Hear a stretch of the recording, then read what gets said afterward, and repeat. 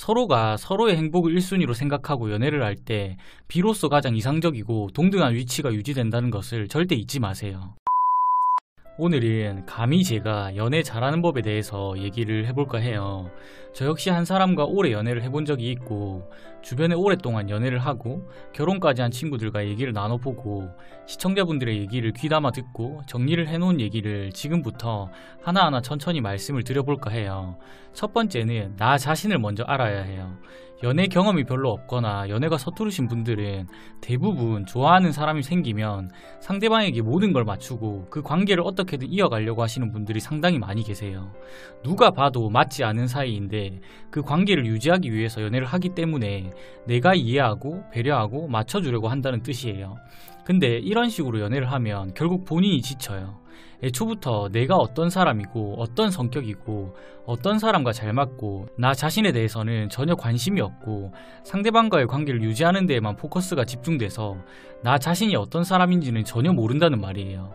다들 나 자신을 사랑할 줄 알아야 다른 사람도 사랑할 수 있다 라는 말을 한 번씩은 들어보셨을 거예요. 행복한 연애를 하려면 나 자신이 어떤 사람을 만나야 행복하고 어떤 사람을 만나야 잘 맞고 어떻게 연애를 해야 오래 연애를 할 수 있는지 본인이 판단할 수 있어야 하는데 이 모든 것들은 나 자신에게 얼마나 관심이 있고 나 자신을 사랑하느냐에 따라서 연애의 결과가 달라져요.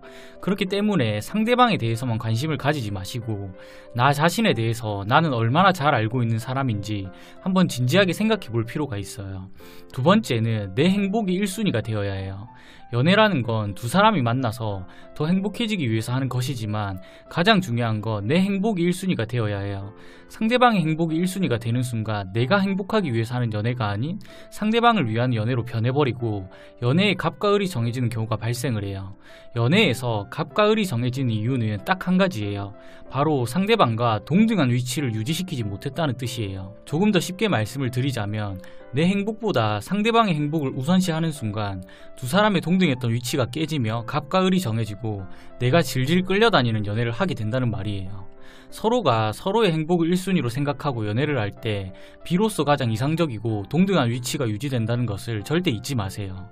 세 번째는 나와 다름을 인정해야 돼요. 사람은 나이가 들면서 자연스럽게 여러 경험들을 통해서 자신만의 가치관이 형성이 돼요. 이 말인즉슨 몇십 년을 서로가 다른 환경에서 살아온 사람끼리 만나서 연애를 시작하기 때문에 안 맞는 부분들이 당연히 존재할 수밖에 없어요. 연애를 하다 보면 서로가 맞춰갈 수 있는 부분들도 있지만 내 입장에서는 도저히 이해가 안 되는 부분들이 있을 수도 있어요. 이럴 때는 그냥 저 사람은 그런 사람인가 보다 하고 이해하고 넘어갈 줄도 알아야 돼요. 이 세상에 나와 100% 모든 게 잘 맞는 사람은 존재하지 않아요. 그렇기 때문에 내 연애 가치관을 상대방에게 억지로 강요하거나 상대방을 나에게 맞게끔 바꾸려고 하지 말고 나와 상대방이 다름을 인정할 줄 알아야 돼요.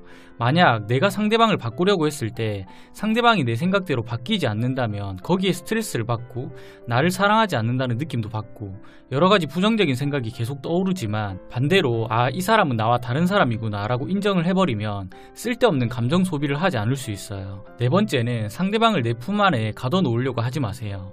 제가 연애를 하면서 가장 크게 느낀 게 뭐냐면 상대방을 내 품 안에 계속 품고 있으려고 하면 그 사람은 자꾸 달아나려고 한다는 거예요. 마치 우리가 강아지를 안고 있으면 답답해서 놓아달라고 아둥바둥 거리듯이 사람도 마찬가지인 것 같아요. 그렇기 때문에 상대방을 적당히 풀어놔 줄 줄도 알아야 돼요. 사실 여기에는 신뢰와 믿음이 전제로 깔려야 가능한 부분이에요. 연인 사이에 두터운 신뢰와 믿음이 형성되면 내가 붙잡으려고 하지 않아도 그 사람은 내 옆에 있게 되어 있어요. 그리고 내가 걱정하지 않아도 알아서 여러 부분에서 잘 처신하며 굳이 애쓰지 않아도 자연스럽게 행복한 연애를 유지할 수 있어요.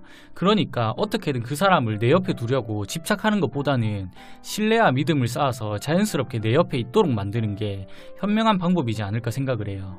다섯 번째는 쓸데없는 자존심은 버려야 돼요. 제가 시청자분들에게 여러가지 질문을 받다 보면 종종 연애를 할 때만 유독 쓸데없이 자존심이 강한 사람들이 많아요. 근데 저는 연애에서 자존심은 필요 없는 감정이라고 생각을 해요. 왜냐면 연인 사이에서 자존심을 세워서 얻을 수 있는 건 아무것도 없거든요.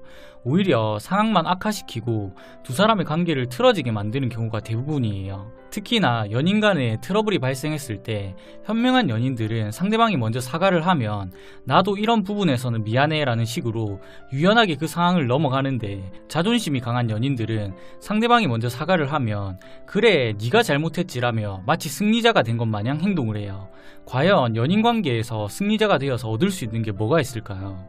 아무것도 없어요. 쓸데없는 자존심을 세우기보다는 상대방이 잘못을 인정하고 고개를 숙일 때 나도 같이 인정할 줄 알고 고개를 숙일 줄 아는 사람이 현명한 사람이 아닐까 생각을 해요. 6번째는 연애에 올인하지 마세요.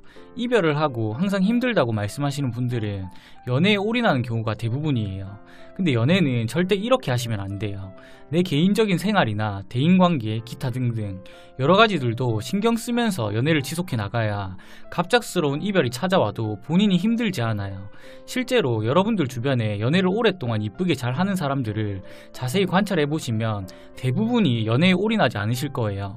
서로의 일이나 사생활도 존중하면서 남는 시간에 서로에게 신경 쓰는 거죠. 내 모든 걸 상대방에게 올인해버리면 그 사람이 내 삶에서 사라지는 순간 여러분은 아무것도 남는 게 없다고 느끼며 밑바닥까지 망가지게 돼요. 연애를 내 인생보다 중요하게 생각하지 마세요.